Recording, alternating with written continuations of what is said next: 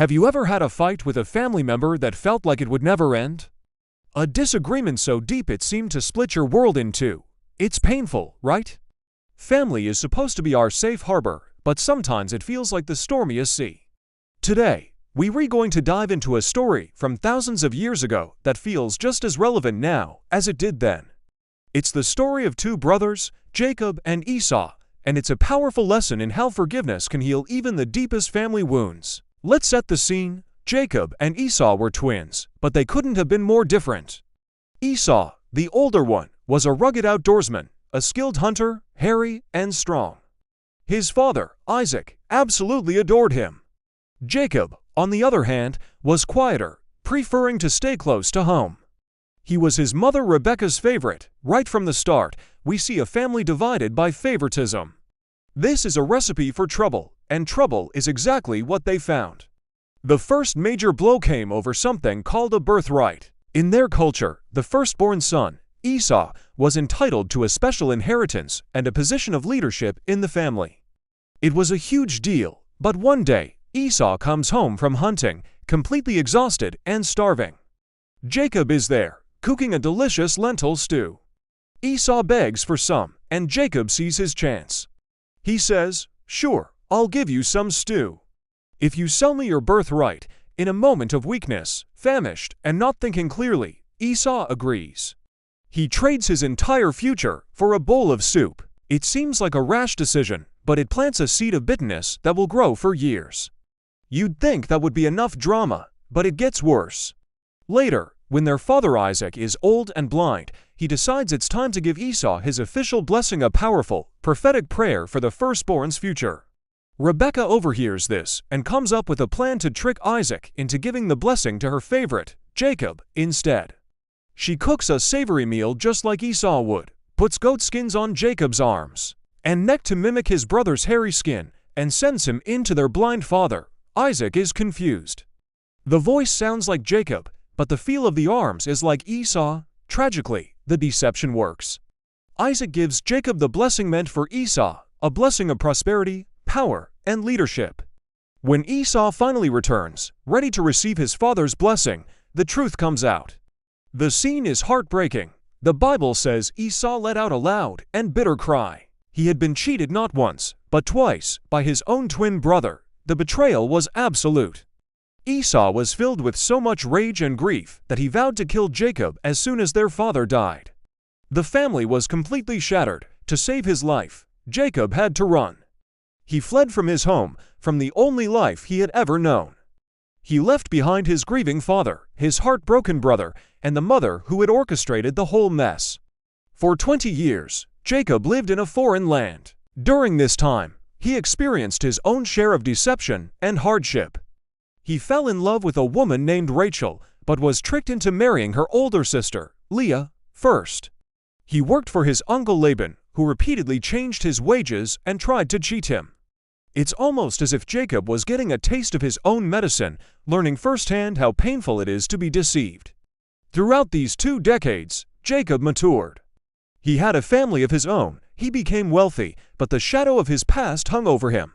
He knew he couldn't run forever. He knew that to have any peace, he had to go back and face the brother he had wronged so deeply. The thought was terrifying. The last time he saw Esau, his brother wanted to kill him. Had 20 years softened that anger, or had it festered into an even more dangerous hatred? The journey home was filled with anxiety. As Jacob got closer to his homeland, he sent messengers ahead to Esau, trying to pave the way for a peaceful reunion. The messengers returned with chilling news. Esau was coming to meet him, and he had 400 men with him. 400 men. This didn't sound like a welcome party.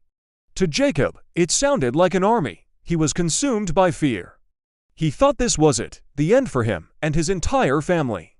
That night, Jacob did something crucial. He prayed.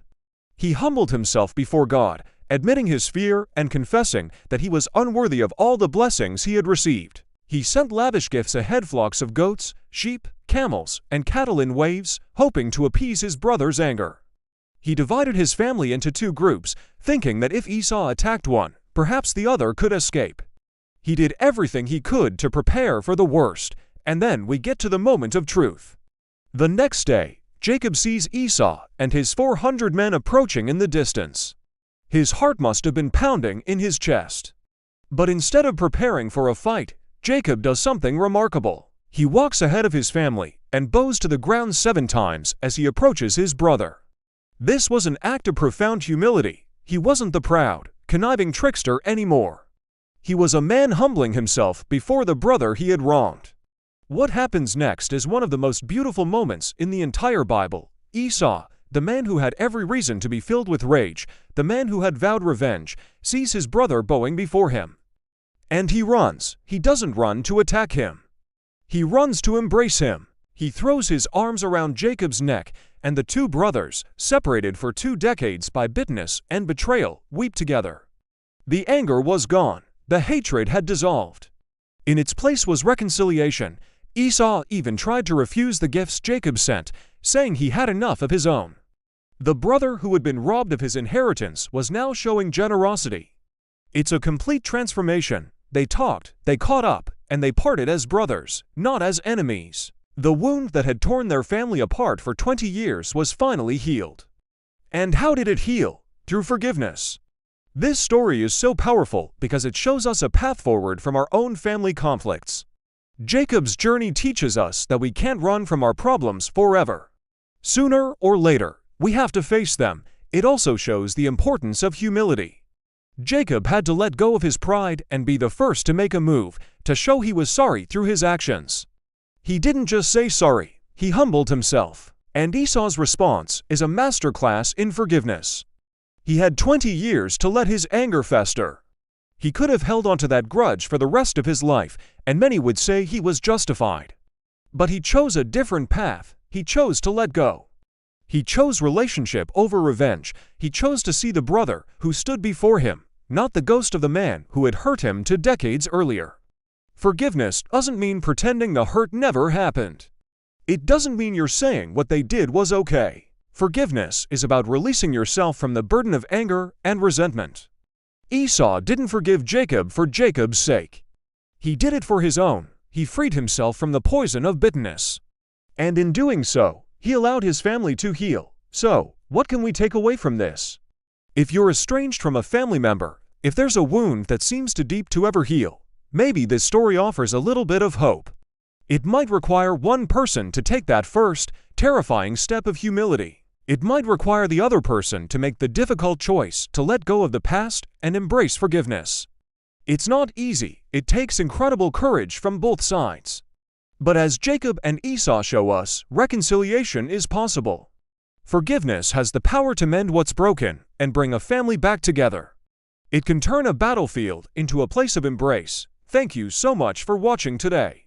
If this story resonated with you, please give this video a like and share it with someone who might need to hear it. And don't forget to subscribe for more stories that can inspire and change our lives. See you in the next video.